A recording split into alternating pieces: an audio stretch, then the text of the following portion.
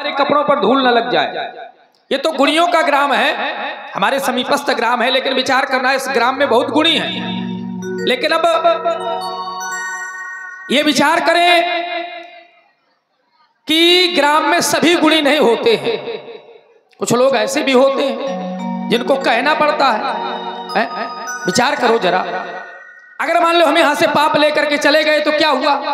कुछ स्थान के पाप ऐसे होते हैं जो धार्मिक स्थानों पर छूट जाते हैं, और धार्मिक स्थानों पर लगा हुआ पाप कहीं पर छूटता नहीं। विचार करो, ये परमात्मा की लीला है, इसको भावना बना करके देखना चाहिए। अभी कल ही वैसे जी हम पढ़ रहे थे, तो हमने तो ये सुना था कि जहां पर परमात्मा की लीला होती है वहां पर हनुमंत लाल जी रहते हैं। लेकिन जब कल हम पढ़ रहे थे तो हमने देखा कि हनुमंत लाल जी ही नहीं, सप्तऋषि भी रहते हैं जहां पर परमात्मा की लीला होती है। विचार कर, किसी न किसी रूप में। जैसे महाकुंभ चल रहा है तो महाकुंभ में प्रत्यक्ष संत जितने हैं वो तो हैं ही, लेकिन अप्रत्यक्ष संत भी वहां पर बहुत पधारे हुए हैं। देवता भी हैं, दैत्य भी हैं, सभी लोग उस मंदाकिनी में अवगाहन कर रहे हैं। बस हमारी दृष्टि की आवश्यकता है, और दृष्टि हमारी कब बदलेगी? जब गुरु के चरणों के पद के नख की धूल जब हमारे मस्तिष्क पर लगेगी, तब सुमृत दिव्य दृष्टि ही होती। जब दिव्य दृष्टि हो जाएगी तब हम पहचान पाएंगे, अन्यथा हमारे पहचाने की दृष्टि कभी हो ही नहीं सकती। तो हम प्रसंग से जुड़ते हैं। हमारा कहना है कि तुमने कहा है कि अगर राष्ट्र पर कोई भी समस्या आ जाए तो संपूर्ण प्रयास करेंगे समस्या के निवारण के लिए, और अगर समस्या का निवारण नहीं हो पाया तो अपनी जान भी न्यौछावर कर देंगे। विचार करो, यही सीख लेना चाहिए लीला से। ये धर्म विद्यालय है, और जितने भी पात्र हैं धर्म विद्यालय के शिक्षक हैं, और जितने भी श्रोता हैं ये धर्म विद्यालय के छात्र हैं। हर एक पात्र से कुछ ना कुछ सीख लेनी चाहिए। एक नारी शक्ति कह रही है कि अगर पुरुष शक्तिहीन हो गई, अपने हाथों पर खड़ग और तलवार लेकर के राष्ट्र की व्यवस्था अपने हाथों पर ले लेंगे। और कब तक सुरक्षा करेंगे? जब तक हमारे तन पर प्राण रहेंगे, और जब प्राण निकल जाएंगे तभी हम इस सुरक्षा को छोड़ेंगे। अंततो गत्वा जब तक हमारे शरीर पर प्राण रहेंगे तब तक हम राष्ट्र की व्यवस्था करते रहेंगे। धन है तुम्हारी सच्ची निष्ठा, धन है तुम्हारा समर्पित भाव। अरे राजा और प्रजा, व्यास जी आज से नहीं, जब से सृष्टि का संचालन हुआ है तब से राजा रहे हैं और प्रजा रही है, और एक दूसरे के पूरक हैं। जैसे श्रोता और वक्ता, एक शब्द है अन्योनाश्रित, दोनों के अन्योनाश्रित संबंध होते, उसी प्रकार से राजा और प्रजा के अन्योनाश्रित संबंध होते। अगर प्रजा कुछ मान करके राजा के सर पर ताज बांधती है तो ताज की लाज रखने के लिए राजा का भी कर्तव्य है कि प्रजा की सब प्रकार से व्यवस्था करे। पहले तो शास्त्रों का अध्ययन करें। सोचिए, नृपति जो नीति न जाना और जहि न प्रजा प्रिय प्राण समाना, हर प्रकार की नीति का प्रयोग करके शास्त्रों का अध्ययन करके अपने प्रजा की व्यवस्था करे, उसको सन्मार्ग पर लगाने के लिए। और अगर नहीं लगा पाया तो फिर क्या होता है? बोले जास राज प्रिय प्रजा दुखारी सो नप अवस नरक अधिकारी। लोग तो राजा सब बनना चाहते हैं, लेकिन अब वर्तमान में जितने भी राजा बने धर्म मंच के माध्यम से भुजा उठाकर कह रहा हूं, स्वरूप के माध्यम से। बहुते कुछ राजा ऐसे होंगे जो स्वर्ग में जाएंगे नहीं, सब नरक के गामी हो जाएंगे। विचार कर, क्योंकि जासु राज प्रिय प्रजा दुखारी सो नप अवस नरक अधिकारी। पहले के राजा क्या क्या नहीं करते थे, उनके नाम लिखे गए हैं स्वर्णाक्षरों पर। शिवी दधीच हरिचंद्र नरेशा सहे धर्म हित कोटि कलेशा रंगति देव बलिभूप सुजाना और धर्म धरे सही संकट नाना। अनेक प्रकार के संकटों को सह करके धर्म को धारण किया है, धर्म को आगे बढ़ाने का कार्य किया है। अगर आज तुमने ऐसा कहा है तो क्या हम तुम्हारी प्रशंसा की प्रशस्ति में कुछ न कह सके? और देखिए, ये बड़ा सुंदर आप लोग अभिनय देख रहे हैं श्री जनक जी का, और इस अभिनय को ही नहीं बल्कि पूरी रात्र भर की लीला को देखने के लिए YouTube पर एक ऐसी शख्सियत मौजूद है जो कि हमें लगता है कि सर्वत्र जहां भी लीलाएं होती हैं तो चैनल के माध्यम से देखते हैं। हमारे परमादरणीय श्री रुद्रदत्त तिवारी जी, जो कि CISF सिलमी खागा फतेहपुर, जो कि वर्तमान में बोकारो झारखंड में उपस्थित हैं, वो लाइव देख रहे हैं। उनके द्वारा 50 पुष्प मुद्राएं ये जनक जी के लिए और 50 पुष्प मुद्राएं व्यासपीठ के लिए प्रदान हुई हैं। आदरणीय हमारे श्री रुद्रदत्त तिवारी जी, बहुत बहुत धन्यवाद, बहुत बहुत साधुवाद। व्यास जी, वास्तविक में कुछ व्यक्तित्वों का ऐसा व्यक्तित्व होता है जिनका आपने नाम लिया है, हमारे आदरणीय तिवारी जी का।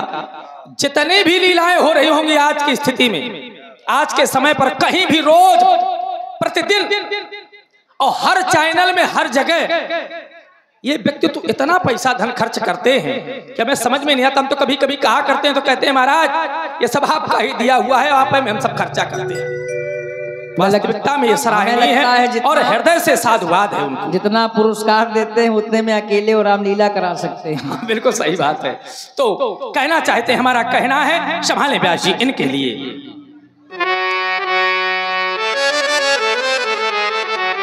कि जो भरा नहीं है भावों से, पहले तो भावना बनाओ। अगर भावना ना ही होती तो आप लोगों ने लीला न करवाई होती। अगर भावना हृदय में ना ही होती तो आप लोग रात्रि जागरण न कर रहे होते। भावना में यदि भाव ना, तो भावना बेकार है, और भावना में भाव है तो भव से बेड़ा पार है। तभी तो कहते हैं कि जो भरा नहीं है भावों से, बहती जिसमें रसधार नहीं, वो हृदय नहीं है, पत्थर है जिसमें स्वदेश का प्यार नहीं। पाषाण युक्त है उसका हृदय, जिसे हृदय में अपने राष्ट्र के प्रति सच्ची निष्ठा एवं सच्ची भावना न हो। विचार करना आप लोग, राष्ट्र प्रेम के लिए किसी जाति का बंधन नहीं है। बहुत अच्छे लोग बैठे हमारे, एक एक शब्दों को ध्यान देकर के सुनना, मानो या न मानो, लेकिन हमको इस समय वर्तमान में जातियों में बांटा जा रहा है, धर्म में बांटा जा रहा है, और राष्ट्र प्रेम के लिए किसी जाति और धर्म का बंधन नहीं है। अगर हम जाति और धर्म को लिए हुए बैठे रहे तो ईमानदारी है कि हमारा राष्ट्र परतंत्र हो जाएगा, और हमारे हाथों पर हथकड़ियां पड़ी होंगी, और हमारे पैरों पर बेड़ियां पड़ी होंगी, और हम पड़े होंगे किसी कारागार में। तभी तो हम कहते हैं कि चाहे हिंदू हो या मुस्लिम,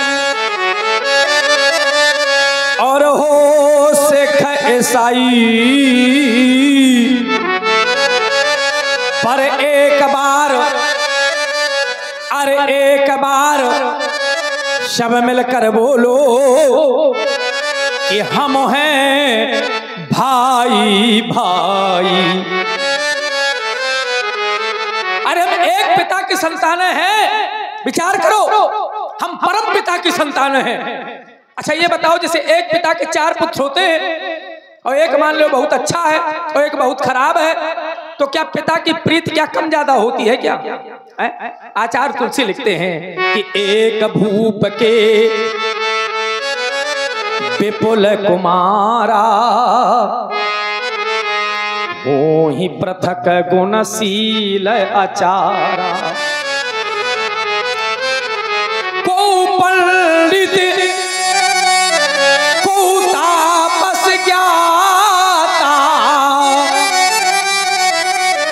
को धनवंत सूर को दाता। लेकिन क्या पिता की प्रीत किसी से कम और ज्यादा होती है? तो पिता की प्रीत सब पर बराबर होती है। उसी प्रकार से जो परम पिता है हमको सबको बराबर दृष्टि से देख रहा है। अब हम यहाँ पर आप अपने को बांट चुके हैं।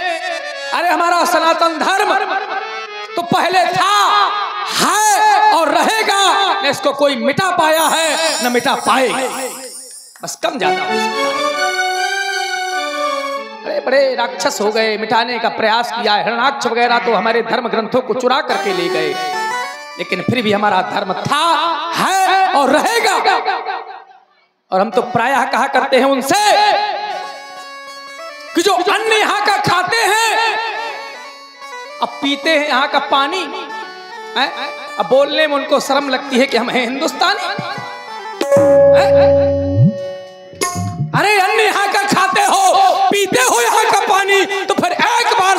बोलो हम हैं हिंदुस्तान। मांगोगे नीर, मांगोगे नीर तो हम तुम्हें छीर देंगे।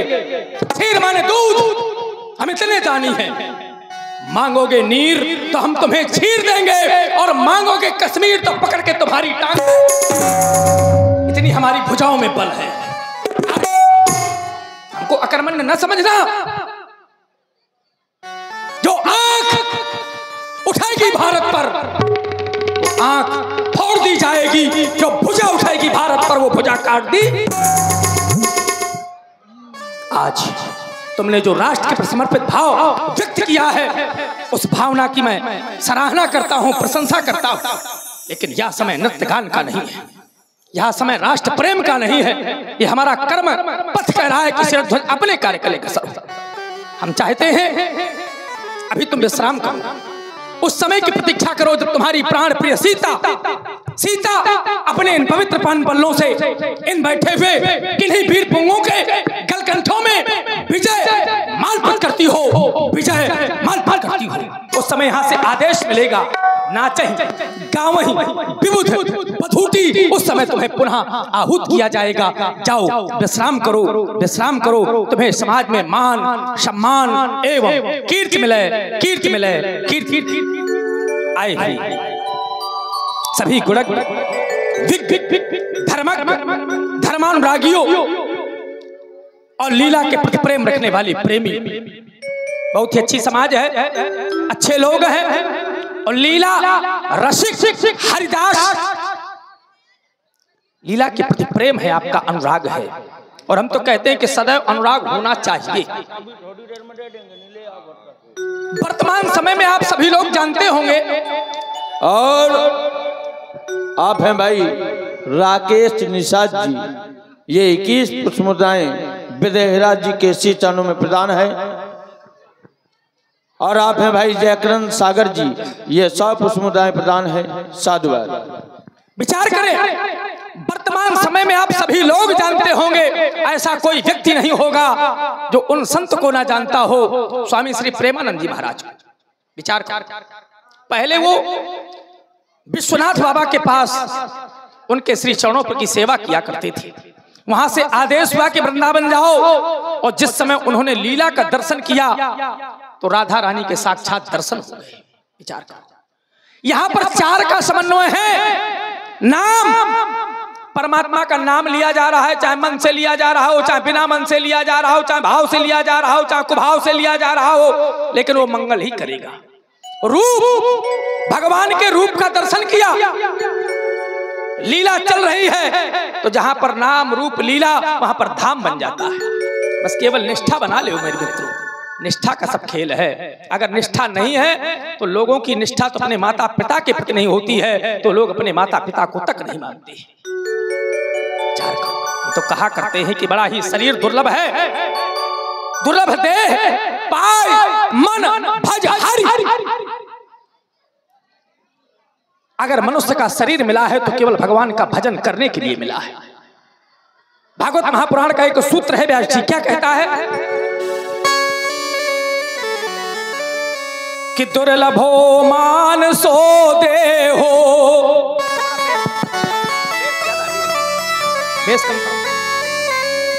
दुर्लभो मान सो दे हो, देहि नाम क्षण भंगुरहा, देहि नाम क्षण भंगुरहा। एक तो हमें बड़े भाग्य से मनुष्य का शरीर मिला है, पता नहीं कहो भगवान चींटी बना देते और गलत कर्म करेंगे तो पता नहीं अगले जन्म में क्या बना दे। तो हमें तो भैया कहते हैं कि वही किया जाए जो करने योग्य हो, वही बोला जाए। राजेश आचार्य जी, ये 11 पुष्पमुद्राएं प्रदान है। साधुवाद। वही बोला जाए जो बोलने योग्य हो, वही देखा जाए जो देखने योग्य हो, वही सुना जाए जो सुनने योग्य हो। बड़े भाग्य से मनुष्य का शरीर मिला है। और शरीर कैसा है तो बोले देहि नाम क्षण भंगुरहा। ये शरीर क्षण भंगुर है। आज हम बोल रहे हैं और कल बोल पावे न बोल पावे, ये सत्य है, लेकिन जीवन की खोज में फिर रहे हैं। लेकिन जीवन का सत्य तो यही है कि हम कल बोल पावे न बोल पावे, यही सत्य है। लेकिन व्यक्ति जीवन की खोज में फिर रहा है। इसी को आचार्यों ने अपनी पंक्तियों में लिखा है। और क्या लिखा है व्यास जी कि क्षण भंगुर जीवन की कलिका, ये जीवन रूपी कली बड़ी ही क्षण भंगुर है। क्षण भंगुर जीवन की कलिका, कल प्रात को जाने ये खिली न खिली, और मलया गिर की सुचि शीतल मंद, सुगंध समीर चली ना चली। आप लोग कह रहे होंगे कि महाराज क्यों ना चली, उसका एक कारण है कि कलिकाल कुठार लिए फिरता, और तन नम्र से चोट झिली थी न झिली। तो करना क्या है, अरे भजले भजले हरि नामो हरि रसना, क्यों? क्योंकि फिर अंत समय में हिली ना हिली। कोई ठिकाना नहीं कि अंतिम समय में भगवान का नाम मुख से निकले या न निकले। तो अभी से लग जाओ, अभी से प्रयास करने प्रारंभ कर दो। जो लोग कहते हैं कि हम भगवान का भजन क्यों करें, अरे हमारा समाज में तो बहुत ऊंचा नाम हो गया है, हमने बहुत धन कमा लिया है, बेटा हमारा आज्ञाकारी है, पत्नी हमारी बहुत बात मानती है। तो मेरे मित्रों, इस भ्रम में न रहना। संसार स्वार्थी है, संसार स्वार्थी है। इनकी बात क्या करें। आचार्य तुलसी तो यहां तक लिखते हैं कि सुर नर मुनि की आई रीति, स्वार्थ लागी करें सब प्रीति, स्वार्थ लागी करें सब प्रीति। तभी तो हम कहते हैं कि संसार स्वार्थी है। और अभी एक बहुत अच्छे संत ने एक बात लिखी है अपने पंक्तियों में, और इस समय वर्तमान में वो है नहीं, लेकिन आपका ध्यान पहुंच जाएगा। मैं कहना चाहता हूं व्यास जी उन्होंने क्या कहा है कि साथी हैं मित्र जल गंग बिंदु पान तक। कितने भी साथी बना लो, केवल गंगा के किनारे तक जाएंगे। और ईमानदारी से तुम्हें सौगंध है, हकीकत में विचारना, जब आपको जला देंगे वापस आ जाएंगे तो भूल जाएंगे हमने कितने को नहीं जलाया होगा, लेकिन हम किसी का याद नहीं करते। ये साथी हैं मित्र जल गंग बिंदु पान तक, अर्धांगनी भी बढ़ेगी तो केवल मकान तक। परिवार वालों के सामने, नाते रिश्तेदारों के सामने अग्नि के साथ फेरे लिए जाते हैं जीवन भर साथ निभाने का, लेकिन अगर कोई साथी छूट जाता है तो अर्धांगिनी माने पत्नी केवल दरवाजे तक रोती हुई खड़ी रह जाती है और एक भी कदम आगे नहीं बढ़ाती है। तो अर्धांगनी भी बढ़ेगी तो केवल मकान तक। परिवार के लोग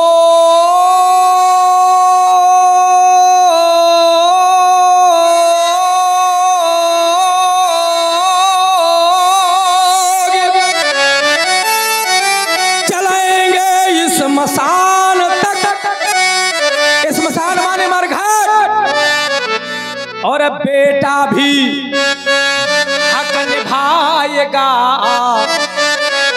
तो अग्नि दान तक।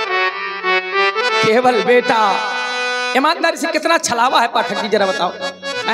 जिस बेटे के लिए ईमानदारी से, बुराई से, बेईमानी करके धन कमाते हैं, और भगवान का ऐसा विधान है कि उसी बेटे के द्वारा मुखाग्नि दिलवाई जाती है, उसी बेटे के द्वारा इस शरीर को जलाया जाता है। जरा सोचो, इस पहलू पर पहुंचो, उत्तर निकल आएगा कि बेटा भी हक निभाएगा तो अग्नि दान। इसके आगे कोई साथ देगा? है साथ देने वाला, जिसको हम भूल चुके हैं, जिस भ्रम में पड़े हो कि संसार हमारा साथी है। और संसार किसी का कुछ नहीं है, कभी नहीं किसी का साथ दिया। बड़े बड़े राजा महाराजा, ज्ञानी विज्ञानी, संत महात्मा चले गए। बेटा भी हक निभाएगा तो अग्निदान, इससे तो आगे, इससे तो आगे, अरे भजन ही है साथी, और हरि के भजन बिन अकेला रहेगा।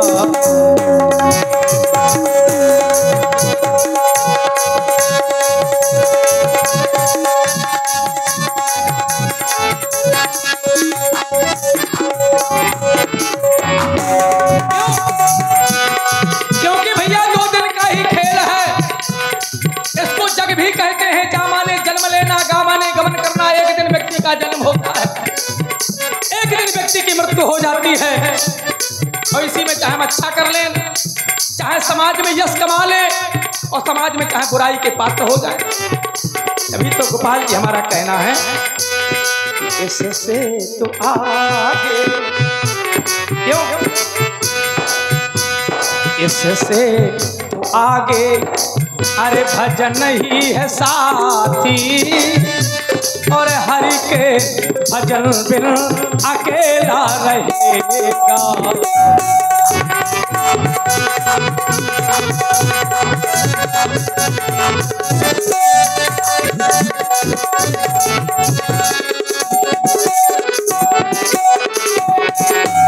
बस भैया यही कहना कार हमारा है। और सभी गुणज्ञ हैं, विज्ञ हैं, धर्मज्ञ हैं, धर्मानुरागी हैं। जानने को तो हर व्यक्ति जानता है, सब कुछ जानता है, लेकिन मानने वाला संसार में कोई नहीं है। मानने वाले तो कुछ लोग होते हैं जो गृहस्थ में भी संत होते हैं, और जो नहीं मानते हैं तो विरक्त जीवन धारण करके भी मेरे मित्रों नहीं मानते। और आप हैं भाई रामलीला कमेटी कोषाध्यक्ष ब्रजेश शर्मा जी, ये 100 पुष्प मुद्राएं प्रदान है, साधुवाद। और वो तो अच्छा है कि हम सन्यास न ग्रहण करें तो ज्यादा अच्छा है, गृहस्थ बने रहे। अब अगर सन्यास ग्रहण कर लिया और फिर नहीं माना तो आचार्य तुलसी लिखते हैं कि सोचिए जति प्रपंच रत करे कर्म पथ त्याग। जो अपने कर्म को भूल करके अब पहले महात्मा हुई जाए और फिर काम हुआ करे काले नेम वाले, तो क्या कल्याण होगा? कल्याण होने वाला नहीं है। बस हमारा यही कहना कार है, भगवान का भजन करो, सब कुछ करो। मिथिला के राज्य मंत्री वर कहना चाहते हैं, यह समय ज्ञान चर्चा का नहीं है। मिथिला में तो मैंने समानता का दर्जा दिया है। ऐसी समाज लोग कहते हैं कि राजा जनक की समाज कैसी है, तो बोले नारियों को और पुरुषों को बराबर रखा है। नर नारी शुभग सुचि संता धर्मशील ज्ञानी गुणवंता। अगर एक और याज्ञवल्क्य जी बैठते हैं, सतानंद जी बैठते हैं, अष्टावक्र जी बैठते हैं, तो दूसरी ओर कात्यायनी जी बैठती है, मैत्रेयी जी बैठती हैं, गार्गी जी बैठती हैं और बराबर ज्ञान उपदेश करती हैं। लेकिन आज यह समय हमारा ज्ञान चर्चा का नहीं है, हमारा कर्म पथ कह रहा है शीरध्वज अपने कार्य के लिए अग्रसर। आज हमारा कार्य है अष्टचक्र मंजूषा पर रखे हुए भूतेश्वर के विशाल आयुधजों को पांडाल की परम पुनित वेद का प्रस्थापित करवाना है।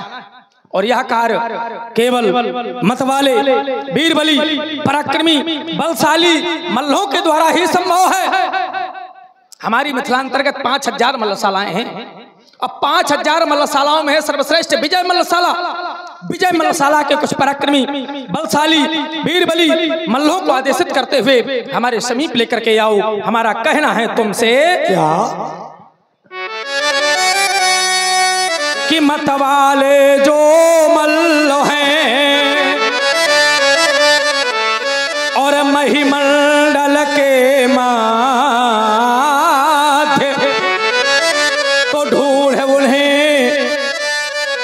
लाइए ममै समाक्ष प्रिय अध। जाओ वीरबली मल्लों को आदेशित करते हुए हमारे समीप लेकर के आओ, हमारे समीप लेकर के आओ। जो क्या जनक राज मल्लह ने बोला, मिथिला के वीर मल्ल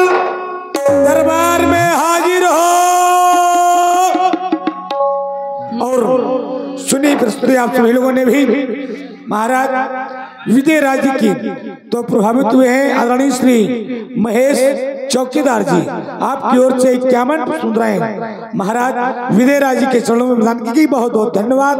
साधुवाद। वीरमल दरबार में हाजिर हो। महाराज की जीवन की जय जयकार हो। आली करे नसीब